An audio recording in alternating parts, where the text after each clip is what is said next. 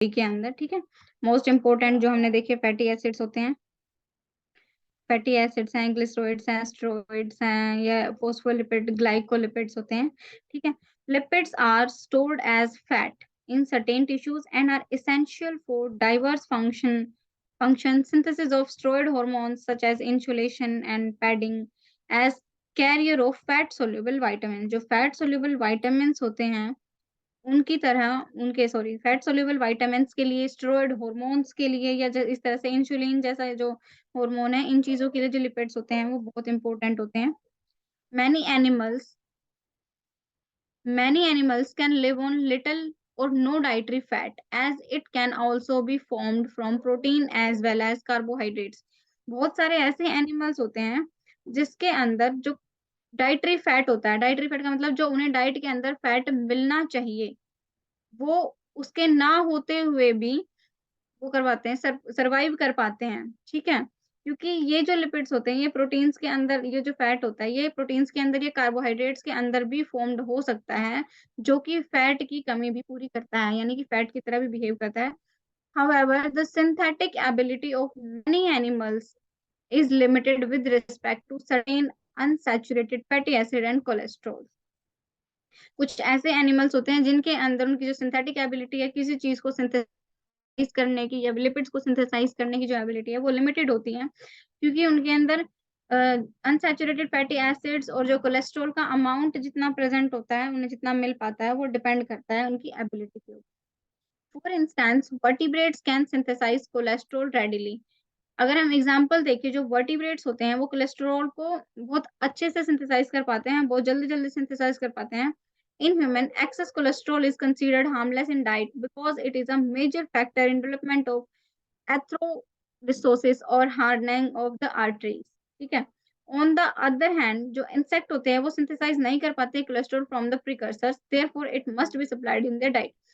जो वर्टिब्रेट्स होते हैं, एग्जाम्पल के लिए जब हमने लिया है ह्यूमन, ह्यूमन के अंदर क्या होता है, डाइट के अंदर अगर कोलेस्ट्रॉल ज्यादा होता है तो वो हार्म हार्म कोज करता है, ठीक है। क्योंकि इसके अंदर क्या होती है, जो आर्टरीज होती हैं उसकी हार्डनिंग हो जाती है, ठीक है।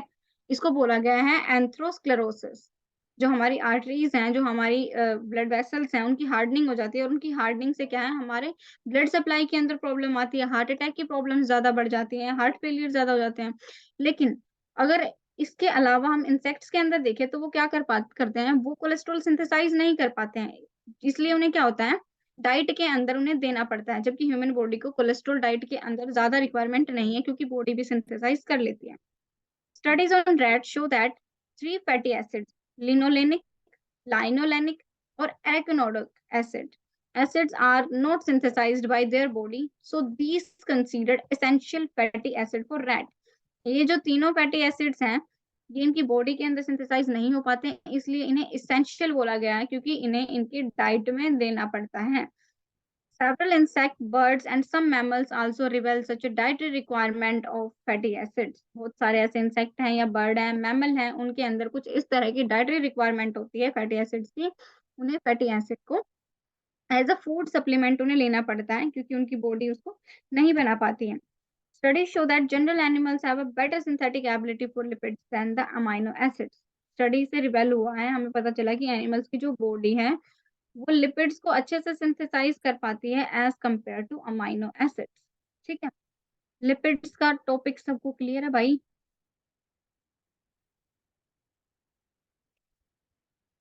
फटाफट बता दो बाकी। Yes, ma'am. Okay Tahira, then next पे हम मूव करते हैं, vitamins. Animals cannot sustain a healthy life if they feed on a diet having only carbohydrate, fat and proteins। Animals के ऊपर अगर हमें सिर्फ और सिर्फ ये तीन चीजें ही देंगे तो वो एक हेल्दी लाइफ नहीं है, ठीक है। वो सर्वाइवल के लिए ठीक है, वो सर्वाइव कर पाएगा, लेकिन वो हेल्दी नहीं है। इसीलिए उन्हें क्या होता है, विटामिन या मिनरल भी रिक्वायर्ड होते हैं स्मॉल क्वांटिटी के अंदर, कुछ मिलीग्राम या माइक्रोग्राम्स की ही जरूरत होती है, बहुत ज्यादा क्वांटिटी की नीड नहीं होती है। अलग अलग जो विटामिन होते हैं वो अलग अलग फंक्शंस परफॉर्म करते हैं, को एंजाइम की फॉर्मेशन करवाते हैं मेटाबॉलिक रिएक्शंस के अंदर। Prolong deficiency of vitamins in animal body result in various diseases. अगर लंबे टाइम तक किसी भी विटामिन की डेफिशिएंसी हो रही है बॉडी के अंदर, तो क्या वो कोई भी डिजीज कोज कर पाता है? पढ़ा होगा, एक टेबल भी पढ़ी होगी, विटामिन इसकी वजह से ये डिजीजेस आती हैं, ठीक है। इसेंशियल वाइटामिन और जो मिनरल्स होते हैं वो क्या होते हैं, जो कि बॉडी के अंदर सिंथेसाइज नहीं हो पाते हैं आइदर एट ऑल और not sufficient quantities and therefore must be obtained through the diet. वो ना तो वो ज्यादा क्वांटिटी में, या फिर मतलब वो इतना भी सिंथेसाइज नहीं हो पाते हैं कि बॉडी जो है अपना काम चला सके। इसलिए उन्हें क्या होता है, उनकी डाइट के अंदर उनको देना होता है। सबसे पहले हम डिस्कस करेंगे रिक्वायरमेंट ऑफ विटामिन। एनिमल्स के अंदर vitamin are broadly classified into lipid, fat soluble and water soluble, ठीक है। सबको पता है जो विटामिन होते हैं वो टू टाइप्स होते हैं, या तो वो फैट सोल्यूबल होते हैं या फिर वो वाटर सोल्यूबल होते हैं। इसमें देखते हैं, पहले होता है C20H30O। फंक्शन में क्या करता है, component of visual pigments, maintenance of epithelial tissue, support immune system, ठीक है। अगर इसकी डेफिशिएंसी हो जाती है तो क्या होगा, स्किन डिसऑर्डर्स हो सकते हैं, इम्पेयर्ड इम्यूनिटी हो सकती है, नाइट ब्लाइंडनेस हो सकती है, जीरोफ्थैल्मिया हो सकता है, या फिर कोई मतलब कि ड्राई कॉर्निया और नो टीयर सिक्रेशन, यानी कि जो है वो सूख जाएगी, जिसके अंदर कोई भी टीयर सिक्रेशन नहीं होगा, तुम रो भी रहे होगे, तुम्हारी आंखों से आंसू नहीं आएंगे और किसी को यकीन नहीं होगा कि तुम रो रहे हो, ठीक है। तो ध्यान रखो भाई, विटामिन ए की डेफिशिएंसी नहीं होनी चाहिए, ठीक है। बर्ड्स के अंदर क्या होता है, क्राउपस डिजीज हो जाती है, ठीक है।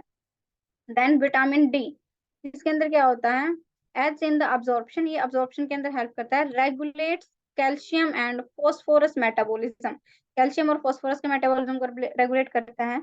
In children, in human adult, bone जो होती है सॉफ्टनिंग हो जाती है बोन की, ओस्टियोमेलेशिया, ठीक है। क्योंकि अब भाई बोन की तो हार्डनिंग जरूरी है ना, इसी वजह से तो हम चल पाते हैं, हमारी मूवमेंट कर पाते हैं, हमारा जो स्केलेटन है वो एक हमारी बॉडी को प्रॉपर शेप प्रोवाइड कर पाता है। अब वही सॉफ्ट हो गए, कहीं से टच करो वहीं से मुड़ जाएगी, ठीक है, तो ऐसे काम नहीं चलेगा। या फिर एशियन वुमेन्स के अंदर रिकेट्स की बीमारी हो जाती है, बोन डिफॉर्मिटीज, ठीक है, बोन जो है उनका स्ट्रक्चर चेंज हो जाता है, ये विटामिन डी की वजह से है। विटामिन ई या फिर tocopherol prevents damage to cell membrane and breakdown of vitamin A and fatty acids, act as antioxidants, antioxidants की तरह एक्ट करती है,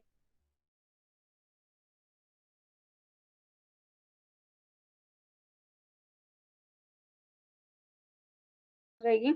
यानी कि जो भी वो ऑर्गेनिज्म प्रोड्यूस करेंगे, या तो वो स्टेराइल पैदा होंगे या वो रिप्रोड्यूस कर ही नहीं पाएंगे। और जो मेल फोल्स होते हैं उनके अंदर क्या होगा, जो उनका जो नर्वस सिस्टम है वो डिजनरेट हो जाएगा, वो खत्म हो जाएगा। विटामिन के या फिर फाइलोक्विनाइन, essential for prothrombin synthesis in liver for blood clotting। Blood clotting का मतलब किसको पता है, जल्दी बताओ। ब्लड क्लोटिंग क्या होती है। मैम मैम ताकि ब्लड का लॉस ना हो, इस वजह से ब्लड क्लॉटिंग हो जाती है, हाँ ठीक है, ब्लड क्लोटिंग में ये क्लॉट्स बात बन सही है, जाते लॉस हैं। ना। मैम हाँ उसमें जैसे क्या होता हमें है ब्लड, इंजरी मैम जैसे हमें इंजरी हाँ के हाँ टाइम पे ब्लड बहता है तो विटामिन के की वजह से अगर हमारे अंदर होए विटामिन के तो उससे क्लॉट बन जाते हैं, मतलब हमारा ब्लड बहना बंद हो जाता है। हाँ उसके ऊपर जैसे हम हमारे कॉमन लाइफ में एग्जांपल जैसे ले तो चोट लग जाती है, खून निकल रहा है, उसके थोड़ी देर बाद क्या होगा, वहां पे एक धक्के से जमने शुरू हो जाएंगे खून के ऊपर, ठीक है, और वो रुक जाता है, इसे ब्लड क्लोटिंग कहते हैं। तो विटामिन के जो है इस चीज के लिए जरूरी है। ब्लड फेल्स टू क्लॉट और ब्लड क्लॉटिंग इज डिलेड, इसकी वजह से क्या है, अगर इसकी डेफिशिएंसी हो जाती है तो या तो ब्लड जो है वो फेल हो जाएगा क्लॉट करना, या वो डिलेड हो जाएगा, या कि मतलब खून निकलता रहेगा लेकिन वो लेट का जो क्लॉटिंग है वो शुरू होगा, ठीक है। देन B1 थाइमेनाइन, ठीक है, in humans coenzyme involved in many pathways functions in removal of CO2 from organic compound, जो organic compounds हैं उनसे CO2 रिमूवल होता है। इन ह्यूमन कोज बेरी इसकी वजह से बेरी हो सकता है, या फिर मसल वीकनेस हो सकती है। बर्ड्स के अंदर क्या है, पोलिन्यूरिटिक्स कोज होता है, नर्व इन्फ्लेमेशन कोज होती है, ठीक है। हाँ रंजू बिल्कुल सही बात है, ब्लड का जम जाना, ठीक है। आप थोड़ा पीछे रह गए हो, कोई बात नहीं, आप हाँ मैंने देखा आपने हैंड रेज कर रखा था, बट इट्स ओके, आप अनम्यूट करके भी आप आंसर कर सकते हो, ठीक है। B2 राइबोफ्लाविन, इसकी वजह से क्या होता है, in human is a component of coenzyme FAD and FMD, essential for growth, growth के लिए जो इंपॉर्टेंट FAD और FMN है, इनका जो एसेंशियल कंपोनेंट होता है, involve in food metabolism and electron transport system. ठीक है, इसके अंदर ये इन्वॉल्व होता है। इसकी अगर डेफिशिएंसी हो जाती है तो क्या होता है, in human epithelium and mucosal damage. ठीक है, इसके क्या होगा, जो एपिथेलियल है और जो म्यूकोसल है उसके अंदर डैमेज होएगा, इन्फ्लेमेशन हो जाएगी स्किन लेजन्स की, such a cracks at the corner of mouth. आपने देखा होगा कई बार क्या होता है, हमारे जो कॉर्नर होते हैं, हमारे जो मतलब मुंह के जो कॉर्नर होते हैं, होठ के जैसे देखा होगा, वहां पे क्या हो जाते हैं, क्रैक हो जाते हैं, फट जाते हैं कई बार। तो ये होता है आर B2 की वजह से। In dog cause digestive disturbance, dogs के अंदर ये डाइजेस्टिव डिस्टरबेंस कर देगा। येलो लिवर डिजीज कोज कर देता है। चिक्स के अंदर क्या होता है, कर्ल्ड टो पैरालिसिस ओकर हो जाते हैं, उनके जो पैर हैं जो चिक के, वो क्या होते हैं, वो कर्ल हो जाते हैं और वो पैरालाइज हो जाते हैं, वो वर्क नहीं कर पाते हैं राइबोफ्लाविन की डेफिशिएंसी से। देन B3 निकोटिनिक एसिड और नायसिन। ठीक है, इससे क्या, ये क्या होता है, कंपोनेंट होता है कोएंजाइम NAD प्लस NADP, इन दोनों का जो कंपोनेंट होता है। अगर इसकी डेफिशिएंसी हो जाती है तो क्या होगा, mental disturbance, gastrointestinal disorders, pellagra disease, जिसके अंदर क्या होता है, स्किन रेड हो जाती है या फिर सोर हो जाती है, स्वेलन हो जाती है। ठीक है, ब्लिस्टर्स हो जाते हैं। मंकीज के अंदर क्या होता है, इसके अंदर मंकीज के अंदर भी ये मेंटल डिस्टरबेंस ही कोज करता है। देन B5 पेंटोथायोनिक एसिड, ये क्या होता है, कोएंजाइम A जो है उसका कंपोनेंट होता है। अब इसकी डेफिशिएंसी रेयर होती है वैसे तो, बट ये क्या करती है, insomnia, fatigue, depression, irritability, vomiting, stomach pain, burning feet, upper respiratory infection, कुछ इस तरह की डिजीज कोज करता है जब B5 की डेफिशिएंसी हो जाती है। देन B6 पायरिडॉक्सिन, इसकी वजह से क्या, पहले तो ये होता क्या है, कोएंजाइम इन अमाइनो एसिड मेटाबॉलिज्म, जो अमाइनो एसिड का मेटाबॉलिज्म होता है उसके अंदर कोएंजाइम की तरह एक्ट करता है। अगर इसकी डेफिशिएंसी हो जाए तो क्या करेगा, retarded growth, anaemia, irritability, convulsion, muscular twitching, and epithelial changes in human and pigs in dogs in anemia। Dogs के अंदर और पिग्स के अंदर एनीमिया हो जाएगा, एपिथेलियल जो है लाइन है वो चेंज हो जाएगी, ह्यूमंस के अंदर मसल की ट्विचिंग होना शुरू हो जाएगी, पैरालिसिस हो सकती है, या फिर death dermatitis in pigs, rats and chicks in rats, इनके अंदर क्या होती है, डेथ हो सकती है। ठीक है, वहीं जो हमारा लास्ट है B7 बायोटीन, या फिर विटामिन H बोल सकते हैं इसे, coenzyme in synthesis of fat, glycogen and amino acids, इनके लिए कोएंजाइम की तरह एक्ट करता है। इन ह्यूमन एफ एफ वैसे ही है, इन ह्यूमन फटीग हो सकता है, यानी कि थकान बहुत ज्यादा हो सकती है अगर इसकी डेफिशिएंसी हो जाती है, स्केली स्किन हो सकती है, इन्फ्लेमेशन होती है, न्यूरोमस्कुलर डिसऑर्डर्स हो सकते हैं, मसल से रिलेटेड डिसऑर्डर हो सकते हैं, यानी कि मसल पेन होना शुरू हो जाता है, या फिर नोजिया होता है रैट्स के अंदर, चिक्स के अंदर, डर्मिटीज कोज करता है, स्किन की जो होती है वो थिकनिंग हो जाती है। ठीक है, यानी कि जो स्किन है वो मोटी होना शुरू हो जाती है। पोल्ट्री के अंदर मेटाबॉलिक डिजीज कोज करता है जिसके अंदर स्लिप टेंडेंस होती हैं, रिजल्ट करता है लेग डिफॉर्मिटीज एंड वीकनेस के अंदर। मेनली जो पोल्ट्री के ऑर्गेनिजम्स हैं उनके अंदर लेग डिफॉर्मिटीज होती हैं, उनके जो पैर होते हैं ना वो मुड़ जाते हैं। ठीक है, the synthetic ability for the vitamin also vary among different animal species. For instance, most mammals can synthesize ascorbic acid, but human and guinea pig cannot. जो एबिलिटी होती है इनको सिंथेसाइज करने की वो भी वेरी करती है अलग अलग इनके अंदर ऑर्गेनिजम्स के अंदर। कोई ऐसा है जैसे एग्जांपल के लिए मैमल्स जो है वो एस्कॉर्बिक एसिड को सिंथेसाइज कर पाते हैं, वहीं पे जो ह्यूमन है और जो गुनिया पिग हैं वो इसको नहीं भी कर पाते हैं। है तो सारे के सारे मैमल्स ना, लेकिन कुछ सिंथेसाइज कर पाते हैं, कुछ सिंथेसाइज नहीं भी कर पाते हैं। We also depend on intestinal bacteria to synthesize vitamin K and B12। हमारे जो इंटेस्टाइन के अंदर बैक्टीरियाज होते हैं उनके ऊपर हम डिपेंड करते हैं ये दो विटामिन जो हैं इनको सिंथेसाइज करवाने के लिए। फैट soluble vitamin जैसे A, D, E and K can stored in fat deposit of the body, but vitamin that are water soluble like B or C need to supplied continually as they are lost through urine। तो क्या होता है, जो fat soluble है A, D, E और K, ये क्या होते हैं, इनको हम स्टोर कर पाते हैं फैट के अंदर जो बॉडी है, लेकिन जो वाटर सोल्यूबल होते हैं जैसे हम यूरिनेट करते हैं तो वो वाटर के अंदर लॉस हो जाते हैं। बॉडी से, तो अगेन उसको हमें क्या होता है, अगेन उनको रीटेक करना होता है, उनकी कंटिन्यूस सप्लाई जरूरत होती है हमें। ठीक है, कितना रहता है, 2 रहते हैं, ये भी हम आज कर ही लेते हैं, 5 मिनट और लगा के हमारे जो एलिमेंट्स है वो कंप्लीट हो जाएंगे। ठीक है, अब हम देखते हैं मिनरल्स एंड ट्रेस एलिमेंट्स। जैसा कि हमने देखा, बैलेंस्ड डाइट जो होती है उसके अंदर मिनरल्स और विटामिन्स होने चाहिए। ठीक है, however minerals which are inorganic substance in the form of element or ion cannot be synthesized and are needed through not diet in small amount for variety of different functions in the body of animal। ठीक है, ये जो होते हैं ये synthesise नहीं कर पाती है बॉडी, जो ट्रेस एलिमेंट्स हैं या मिनरल्स हैं, इनको थोड़ी सी क्वांटिटी में हमें फूड के अंदर ही एक्वायर करना होता है ताकि हमारी जो बॉडी है वो हमारे फंक्शंस परफॉर्म करवा सके। Animals obtain minerals through diet, so the required minerals are deemed essential। Animal जो है उन्हें जो मिनरल है वो डाइट के अंदर ही लेने होते हैं, तो जो मिनरल्स हमें रिक्वायर्ड हैं उन्हें कहा गया है इसेंशियल, क्योंकि हम उनको सिंथेसाइज नहीं कर पाते हैं।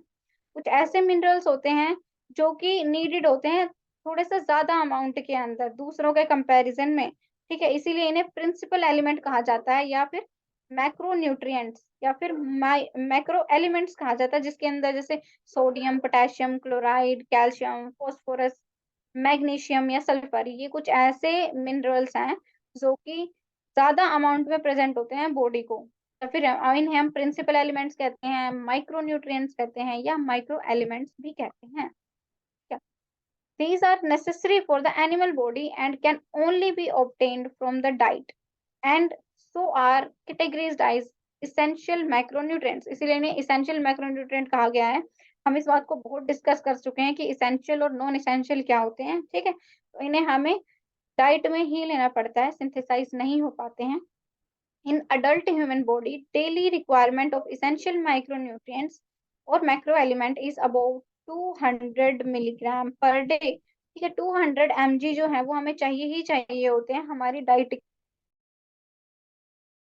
हो जाती है तो वो क्या करती है, फिटल अनलेस प्रॉपर्टी रेक्टिफाइड, ये क्या होती है, इनकी डेफिशिएंसी जो है वो फिटल है, डेथ कोज कर सकती है अगर इनकी इतनी ज्यादा डेफिशिएंसी होती है। ठीक है, किसी और तरह की फंक्शनिंग नहीं भी परफॉर्म करे, ये डायरेक्ट फीटल होती है। ठीक है, एग्जांपल के लिए calcium is an important element which is essential in the physiology of muscle contraction about which, okay ठीक है मतलब कि जो कैल्शियम है वो क्या है, इंपॉर्टेंट एलिमेंट है जो कि हमारी मसल कॉन्ट्रैक्शन के लिए हेल्प करता है।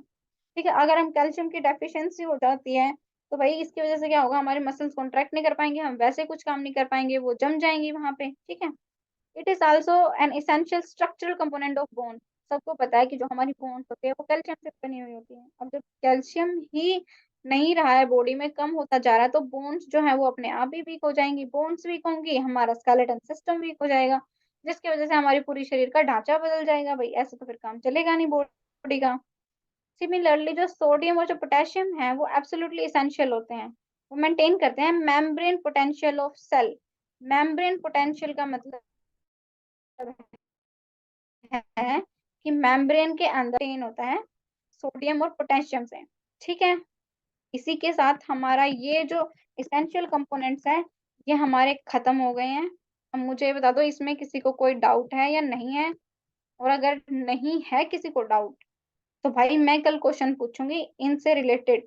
हम ये कर चुके हैं, प्रोटीन्स न्यूट्रिशन वाला पार्ट कर दिया, प्रोटीन कर लिया, carbohydrate, lipid, vitamin and minerals and trace water, यहाँ तक हम कर चुके हैं। मैं कल इसमें से क्वेश्चन पूछूंगी।